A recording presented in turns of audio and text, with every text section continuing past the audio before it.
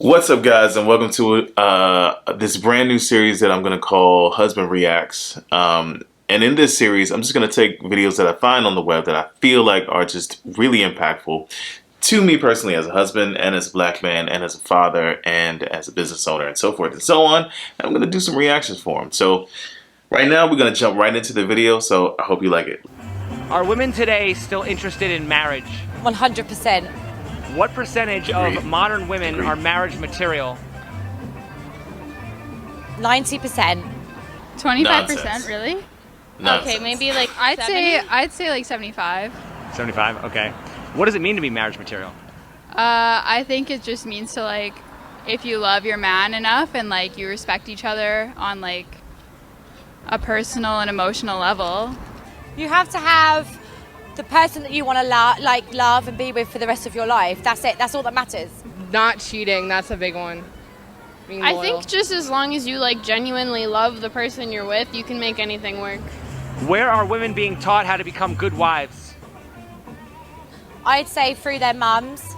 I don't know, man. I think the idea of learning how to be a great wife from your mom is a concept that is not rooted fully in the reality of a lot of people's situations. So I think, again, when you're listening to this content, I think you really do have to listen to it with a grain of salt, because what people are doing is they're telling you about themselves by addressing other people, by addressing other scenarios. So they're just telling you how they feel about themselves. It's very personal what they're talking about, but they're talking about it safely from the perspective of kind of pointing over there.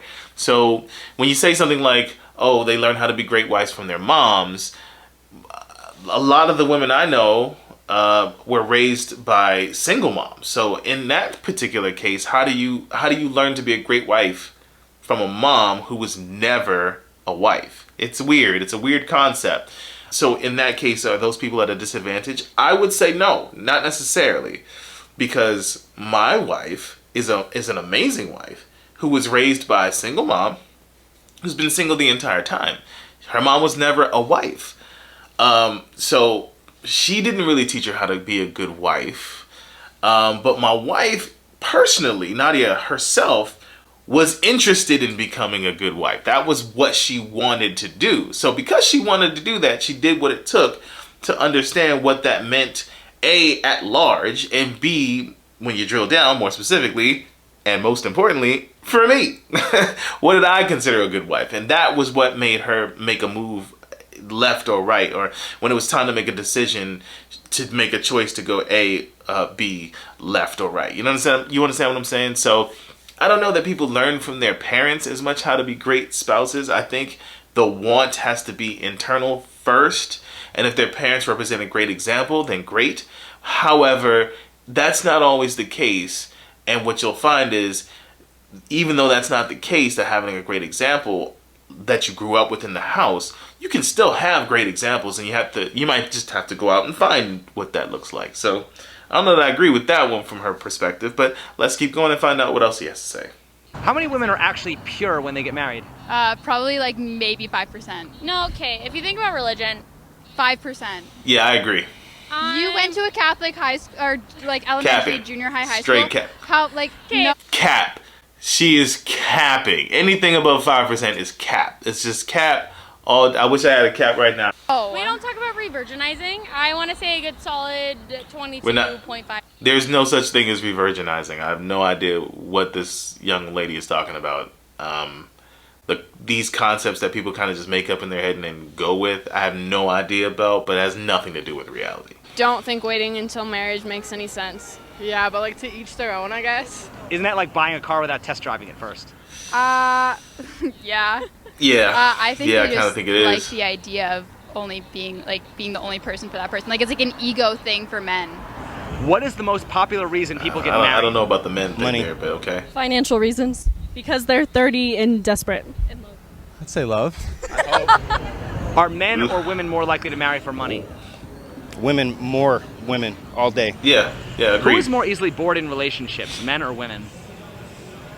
Women. If women are more easily bored, why are they more likely to want marriage and commitment? Status. If women are strong and independent and don't need no man, why does the pressure of marriage and commitment typically come from women? They're liars. Wow. Wow. I mean, she was not playing, was she? She just kind of laid it out on the table as she saw it, huh? Okay. It's really hard to keep a woman happy nowadays because women don't know what they want at this point anymore. I don't think. Why is that? I don't know that that's a woman thing. I do know that the conversation right now is geared toward women in this way. So yes, I agree that women are, but I don't know that I agree that it's like only women, which is what the assertion I kind of took it as.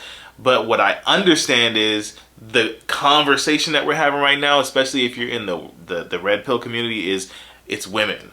It's you women. And I don't know that that's a helpful conversation. Whenever you're pointing a finger, I don't know that's a helpful part of the conversation.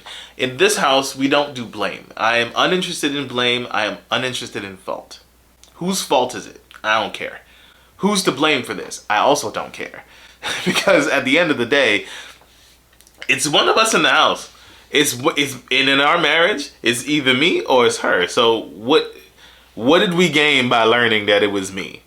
Nothing. We gained nothing. What do we gain by learning that it's her fault? Nothing. We gain nothing by learning. This is a useless part of the conversation. Useless, because what happens is then we just focus on that, and the ultimate thought process behind that is it's your fault, so you deal with it. The problem is, even if it's not my fault, it is my responsibility, because this is a marriage, and marriage takes two. And if you reverse that, and it's her fault and wait, did I say that backwards? It's my fault and her responsibility, or her fault and my, either way, guess where we land? Right back at, well, I guess we gotta figure out how we're gonna move forward. So if you just focus your attention on how to move forward, you both get happy wife, happy life, and happy house, happy spouse, happy house. You get everything. Happy husband. I don't know. Is there a happy husband one? Let's just make one up real quick. Happy husband. What rhymes with husband? We have more fun then? I don't know. But the point is, you get it all. You get it all. What are your thoughts on the expression happy wife, happy life? I think it's accurate. Why not happy spouse, happy house? Okay, that's more accurate. Shout out to her for getting there, I guess. So why don't we have happy spouse, happy house? I don't know. It's women who feel that they should just be happy, and not. Isn't that kind of selfish? Yes, it is. Shout out to Isn't that One relationship Earring. doomed to fail? Yes. Is marriage 50-50? No. Who carries more of the burden? The man. How so? It's possible. Well, if he's a working man, he's out in the field more working and taking care of the responsibilities of the home. They are the sole provider of the household, and along with that, all the other things that come with being the sole provider of a household. So, Are men? I don't know. I think the sole provider of a household thing is a little weird, because I think we just kind of hold on to that thought process because back in the day you could do that. I just think in today's society, the sole provider of a household is going to have to be making millions, because that's the only way to be able to ensure your own happiness as an individual, ensure the household's happiness so that they can have financially what they need, but you can also have the time to say, well, I'm gonna step away and go on a 2-month vacation, because you can save up enough to just be good, or you can make sure that this asset is taking care of this responsibility over here, and that asset doesn't need you to run, so it's all gonna be good over here, so that you can dedicate that time. But if you're only providing husbands, leave a 1 in the comment if you understand what I'm talking about here.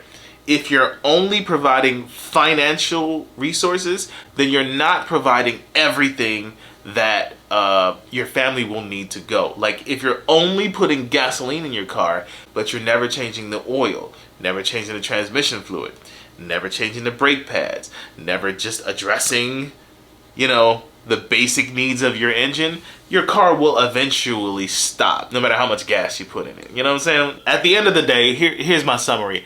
If you want a successful marriage for real, and you're not really just trying to do it for play, then you're gonna have to really come away from the perspective of me, I. It's not about you anymore. It's just not. And man, woman, it's not about you anymore. It's about the duty to the whole, to the family. And if you're gonna be in a marriage and you're going to build a family and you're gonna do it on purpose, then the best advice I can give you as a husband and as a father is to do it on purpose. Like, do it like you mean to do it for the purposes of doing it. Like, don't turn around and say, oh, well, I'm just trying to get a tax advantage. Don't turn around and say, oh, I just needed some pussy. Don't turn around and say, I just wanted some kids. Don't turn around and say all this other weird stuff, because ultimately, none of those things are going to the level of work that goes into being successfully married, there's too much to have to condition yourself to actually deal with to make any one of those reasons be enough. It has to be the thought of you doing it because it's the right thing to do for you and something that you want to do for you. A sacrifice that you want to make for yourself. Because once you say I do, and especially once you have kids, it's definitely no longer about you. Hey, if you like this content, make sure you like and follow this channel. We really appreciate it. We're going to be doing some really cool things on this channel. If you like this content, please let me know in the comment section, and let me know what I can be doing to improve and to talk about some things that you guys want to talk about here on this channel. I really appreciate what I get to do on this channel and what we get to do on our main channel, Two Average People. Make sure you go check us out over there. We release content every Monday. So, I don't know, man. Come join this conversation. We're having a good old time. So, until then, see you in the next video.